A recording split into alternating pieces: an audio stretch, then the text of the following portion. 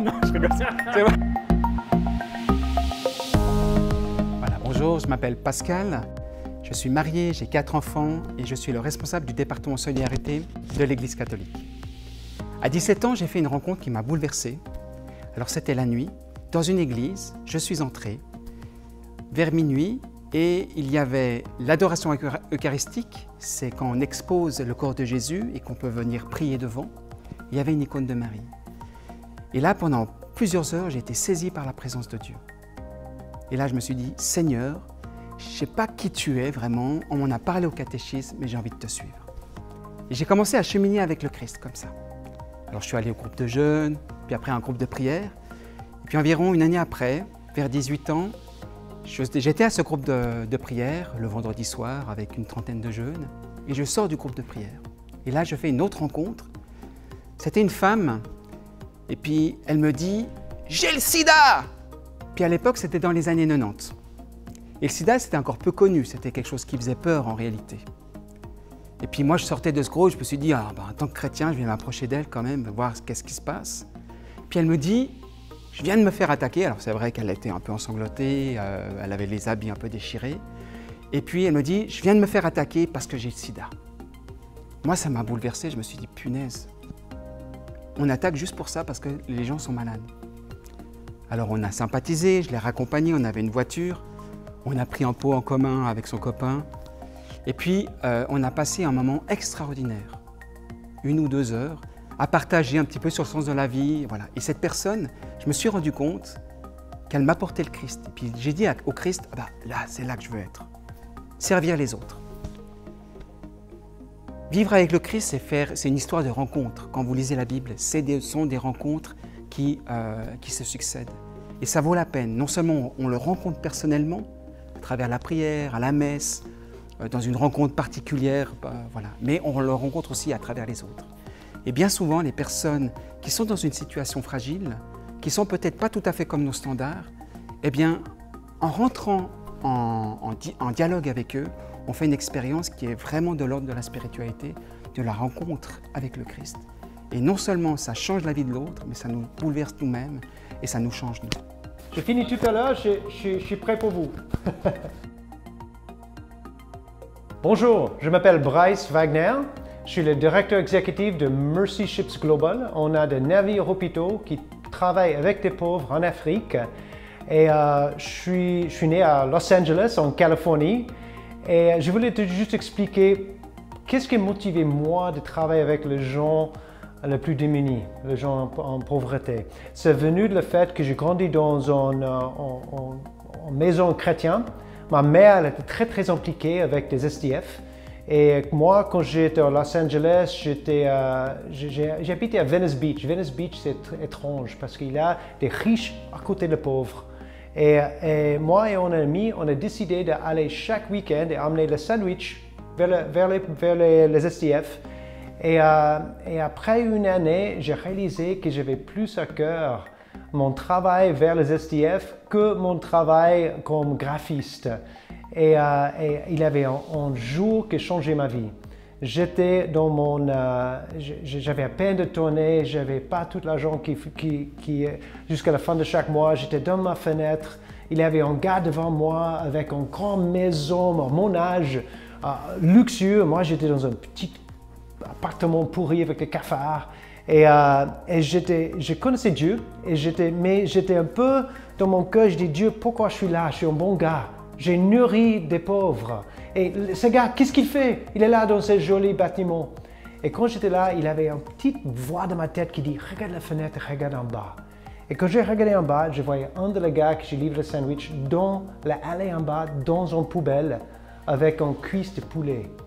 Et quand il était là, je dis oh mon Dieu, il mange ça. Et moi, j'avais un petit bol de top ramen, de noodles, de tout ce que j'avais pour manger. Je sentais, oh mais Dieu, pourquoi j'ai que ça? Parce que le gars en haut, il mangeait en pizza emportée. Et quand j'avais cette bol, le gars en bas, il est tourné, il a regardé à moi et il a vu mon bol. Et ça m'a peur. J'ai rentré dans la fenêtre, j'ai regardé le gars en haut qui mangeait sa pizza. Et lui, il est en train de regarder son grande télé, un programme qui s'appelle « Les vies des riches et connus ». À ce moment, j'ai dit je réalise que personne n'est content. Le SDF n'était pas content avec son cuisse, moi je n'étais pas content avec mon bol, et lui il n'était pas content avec son pizza. Et je dis, la vie doit être plus que ça. Et j'ai décidé de dédier ma vie, de faire quelque chose pour le pauvre.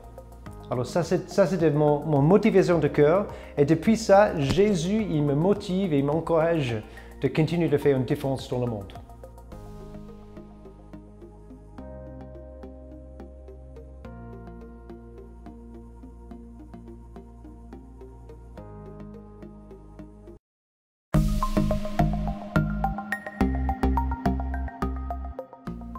Sur le terrain, moi, je rencontre une multitude de personnes.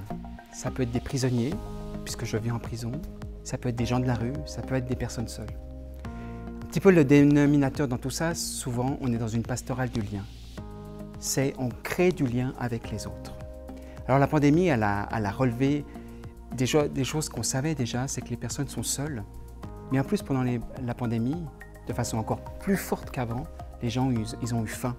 Alors ils ont eu faim aussi, tout simplement. Moi j'ai connu des familles qui mangeaient 1 à 2 fois par jour. Et puis on s'est par exemple beaucoup mis en route dans le département Solidarité pour au moins déjà donner à manger.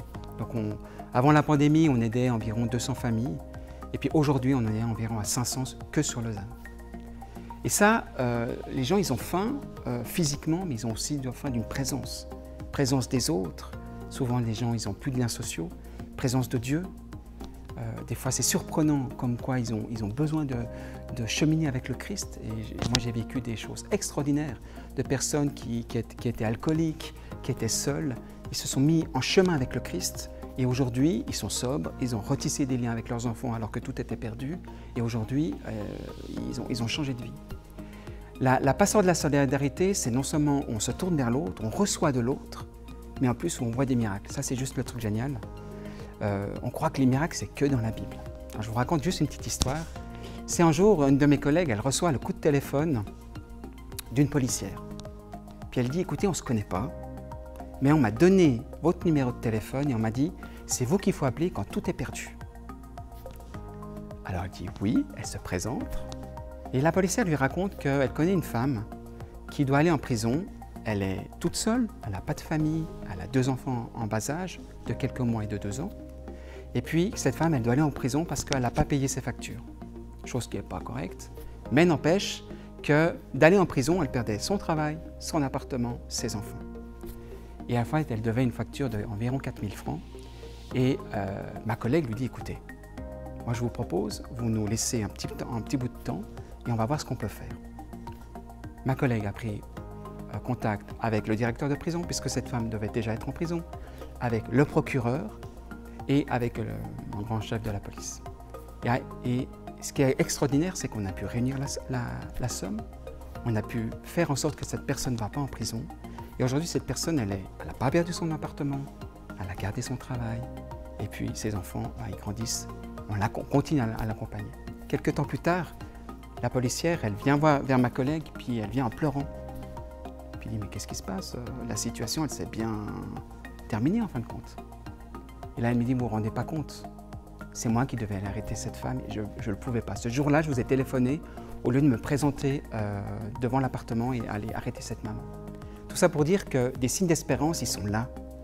Des fois, on est un petit peu la personne qui fait que le Christ y passe, que les miracles sont possibles et ça vaut vraiment la peine. Si vous engagez en tant que chrétien, entrez dans cette dynamique de dire le Christ, il peut quelque chose pour vous, pour l'autre, pour la société en tant que telle, parce que la foi, elle est une proposition pour la société de changement. Quand on parle de pauvreté, qu'est-ce que je vois? Moi, je travaille avec des navires hôpitaux qui vont en Afrique, qui arrivent dans des pays où il peut y avoir des lignes, des milliers de personnes qui viennent pour le soin. Et des fois, c'est le soin que nous, on a facilement ici en Europe. On a les gens qui viennent, qui sont aveugles depuis la naissance, parce qu'ils n'ont pas $100 et le temps pour une opération qui prend 7 minutes. Alors nous, on est là de donner les espérances en qualité de vie que les gens n'ont pas autrement. Alors, la chose qui m'étonne plus avec les Africains, c'est qu'ils sont tellement reconnaissants et pleins de grâce. Je me souviens une fois, j'étais au Congo, DRC, et on était là pour le temps de première consultation. On avait 5000 personnes qui arrivaient à la porte, qui voulaient l'aide. Et en fait, on devait aller et discuter avec ces gens et choisir qui sont des 1000 personnes sur tous ces gens qui ont pu aider. C'est dur. Comment tu peux dire non à quelqu'un ou oui à un autre? Alors, on devait commencer avec les choses qu'on faisait sur place. Il y a une chose qui s'appelle les pieds beaux, où les pieds sont tournés dedans. Alors, dans cette service, cette année qu'on était au Congo, on n'avait pas un médecin qui faisait ça.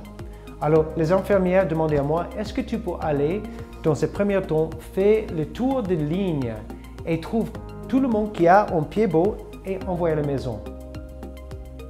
C'était affreux. C'était la pire chose que j'ai fait dans ma vie. Mais je me souviens d'Isabelle. J'arrivais, la première fille que j'arrivais, c'était une fille qui s'appelle Isabelle. Elle était là dans son meilleur habit. Elle est venue parce qu'elle pensait que c'est le début de le reste de sa vie. Et elle était là, avec ses pieds tournés dedans, avec sa mère. Et j'ai dit, Dieu, aide-moi, qu'est-ce que je peux dire? Comment je gère ça? J'arrive, je dis, mais comment tu t'appelles? Elle dit, Isabelle. Et je dis, mais j'ai de bonnes nouvelles et de mauvaises nouvelles. J'ai dit, la bonne nouvelle, c'est que ce que tu as, ce n'est pas quelque chose qui est mortel. Il y a les gens dans ces lignes qui on doit soigner, qui ne va pas survivre s'il ne fait pas quelque chose. Mais l'autre chose qui est une bonne nouvelle, c'est que ce que tu as est soignable. C'est possible d'avoir des opérations qui mettent les pieds droits. La mauvaise nouvelle, c'est que je n'ai pas un médecin qui fait ces opérations dans la prochaine année. Alors je suis navré, mais on ne peut pas faire quelque chose à 7 ans. Elle avait 13 ans. Et à 13 ans, je me souviens de ce moment, elle a mis ses mains sur mes bras et elle a dit, c'est ok monsieur, j'ai entendu 13 ans, je peux entendre encore. Elle est partie, mais et j'ai réalisé qu'ils ont des espérances, ils cherchent des guérisons. Mais nous, on est là pour tout le monde qui peut aider, mais je suis étonné par l'attitude des Africains.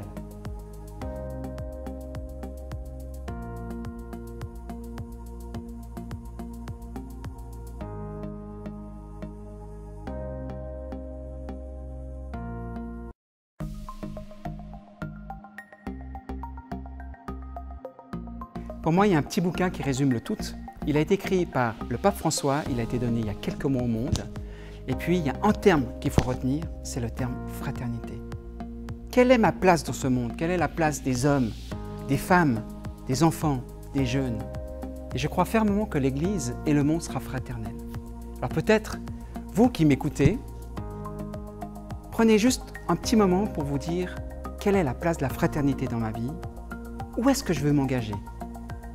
Comment la solidarité peut s'exprimer, pas à l'autre bout du monde, mais dans ma vie, dans vos études, dans vos familles, avec vos amis. Moi, j'aimerais voir que chaque chose que j'ai fait est liée avec le royaume de Dieu et ce que Dieu est en train de faire autour de moi. Je veux faire partie d'une histoire plus grande que moi.